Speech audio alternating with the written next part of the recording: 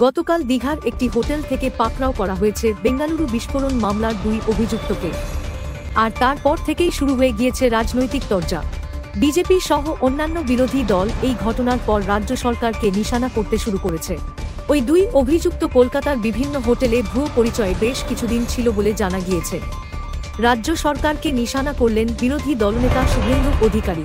পশ্চিমবঙ্গ আন্তর্জাতিক অপরাধী জঙ্গি, তাদের একটা মুক্তাঞ্চল, এটা বারে বারে প্রমাণ হয়েছে। পাঞ্জাবের এখানে যারা বিচ্ছিন্নতাবাদী লোকেরা যুক্ত ছিলেন তাদের পাঞ্জাব পুলিশ চপারে করে এসে এখানে এনকাউন্টার করেছে। বঙ্গবন্ধু মুজিবুর রহমানের 2 জন ফাঁসির দণ্ডাদেশ প্রাপ্ত খুনি, একজন হাবড়াতে হোমিওপ্যাথি ডাক্তার হিসেবে দীর্ঘদিন ছিলেন, পরে তাকে এনআইএর সাহায্যে গ্রেপ্তার করা হয়। পরবর্তীকালে পার্স সার্কাস থেকে মাজেদকে গ্রেপ্তার করে ফাঁসি কার্যকর করে বাংলাদেশ সরকার। তাই এটা স্বাভাবিক যে গোটা ভারতবর্ষে যত এই ধরনের বিচ্ছিন্নতাবাদী ঘটনা ঘটে তার সেফ জোন এইটা।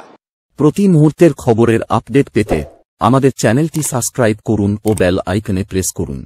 লাইক ও শেয়ার করতে ভুলবেন না।